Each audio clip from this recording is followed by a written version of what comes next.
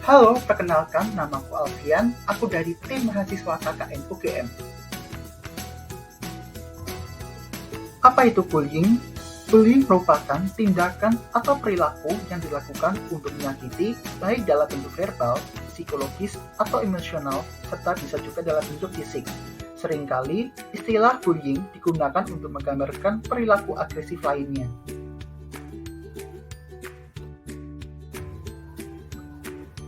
Jenis-jenis bullying. Beberapa di antaranya adalah yang pertama, penindasan secara fisik. Penindasan secara fisik ini termasuk memukul, menendang, mencubit, dan lain-lain. Bullying fisik ini menyebabkan kerusakan jangka pendek dan jangka panjang. Yang kedua yaitu penindasan secara verbal. Penindasan verbal meliputi penghinaan, ejekan, rasis, pelecehan verbal, dan lain-lain. Penindasan secara verbal dapat membuat korbannya menjadi depresi hingga berujung mengakhiri hidupnya. Bullying terjadi di mana saja. Yang pertama, bullying dapat terjadi di sekolah.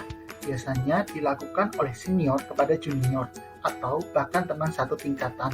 Umumnya, bullying dari senior pada junior merupakan tradisi. Biasanya terjadi karena adanya kecemburuan. Selanjutnya, bullying dapat terjadi di rumah atau keluarga. Sifatnya relasional, misalnya sang korban tidak diakui sebagai keluarga. Kadang juga bersifat fisik, misalnya kekerasan dalam rumah tangga. Yang terakhir yaitu bullying dapat terjadi di lingkungan sekitar. Dapat terjadi karena unsur mayoritas menindas yang minoritas, misalnya orang pendatang yang dibully oleh warga asli.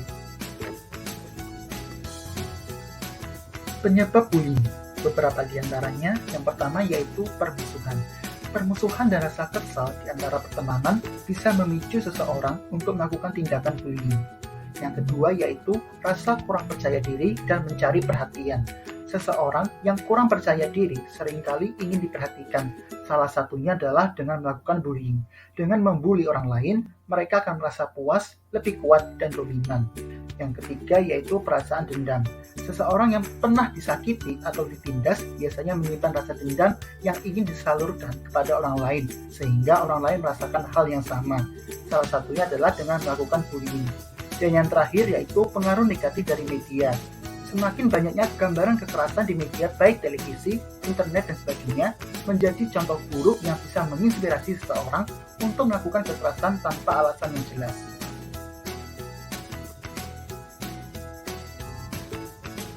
Bahaya bullying. Beberapa di antaranya yang pertama yaitu bullying menimbulkan ketakutan dan gangguan psikologi. Penelitian menemukan bahwa orang yang dibully lebih mungkin mengalami kesulitan dalam lingkungan pekerjaan. Selain itu, mereka yang ditindas dapat melakukan bullying terhadap diri sendiri sehingga membahayakan diri.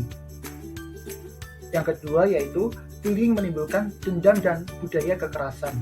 Dan yang terakhir, bullying dapat membahayakan nyawa.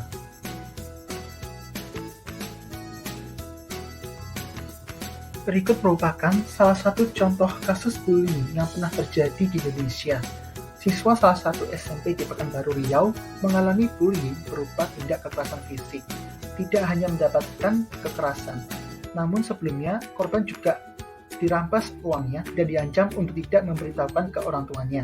Hingga pada puncaknya, dua orang pelaku ini memukul korban dengan kayu bingkai sehingga membuat korban patah tulang di bagian hidung.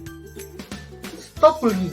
Dengan gerakan bersama untuk melawan bullying, diharapkan anak-anak muda di seluruh Indonesia mampu memberikan pemahaman kepada masyarakat akan bahaya dari tindak bullying terhadap fisik dan mental, sehingga tak ada lagi korban dari tindakan bullying, serta semakin menyebarkan kepedulian pada masyarakat mengenai tindak bullying itu sendiri.